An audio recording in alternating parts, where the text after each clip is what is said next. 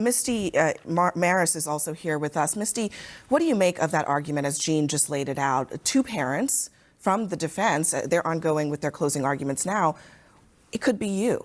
Would that work? That's exactly what the defense attorney is doing. This closing argument was really unique because much of it was focused on the defense attorney herself. She said, I could be the one sitting in that chair. If you read my text messages that I exchanged with my husband, with my children, if you analyze the lag in time between responding to a text sent by one of them, you would be able to piece together a similar argument that the prosecution is piecing together because there is no context. And so she's really personalizing it. And there are parents on that jury. We covered jury selection. There's parents on the jury. And what the defense is doing is trying to have each of those parents reflect on that and see themselves in Jennifer Crumbley. Could it also backfire, though?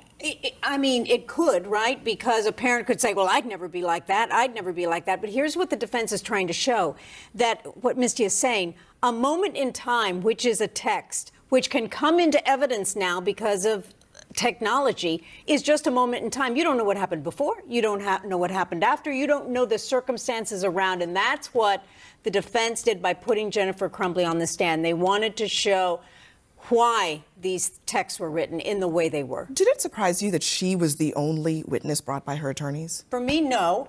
Because that's the star witness in the defense's eyes for the defense. And anyone else could have been cross-examined. It could have opened up a can of worms. So I think they just wanted to stick with her. Yeah, I don't think they really needed anybody else because it was all about that. It was laying the context for everything. And you hear in the defense close, they're focused on the prosecution cherry picking these text messages and issues just out of context, and that it doesn't really tell the full story. And she's the only one that can tell the full story.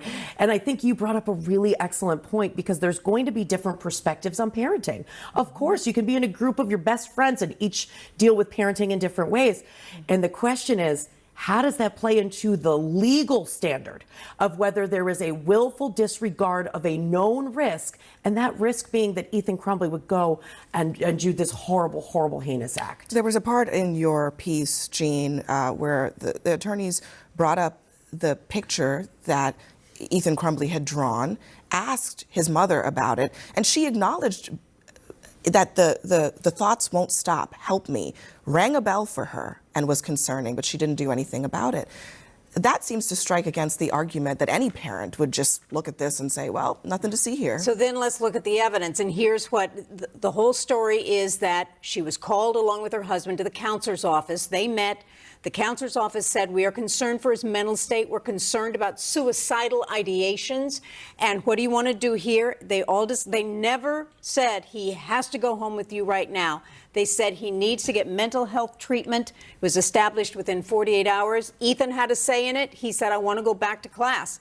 That's how it ended up. Yeah, and Jean, they oversold that a little bit, I think, the prosecutors in the opening. Yeah. They made it sound like Jennifer Crumbley was told, bring Ethan home, and that she said no. That's not really what the testimony revealed, and that testimony came from the school. So the school also had some power about what to do next in the face of that drawing, and they didn't escalate it to the next level, which would have triggered a search of Ethan's backpack. Yeah. So that speaks to causation. That's a factor in this case. This is such an important point in all of this. As we're trying to assign who is responsible here, now we have a question of not just the parents, but the school. I mean, how does this case have ripple effects for who all could be brought in to a case like this, Well, I can tell Jean? you, the community, the victims' families, Oxford, Michigan, they've been very concerned about the response from the school, because the school knew that he was researching bullets. They knew the English teacher said he's been having violent tendency in his writings in English class. He was looking at a video very close in time of someone shooting someone else. They did not tell, for the majority of those things, they did not tell Jennifer Crumbley what was happening in school. She had no idea. She knew he was researching bullets. He had just gotten the gun, but she didn't know anything else. A fascinating case, and we will wait to see whether the jury gets it today, whether they will deliberate. Jean Casares, Misty Marris, thank you both very much for joining us.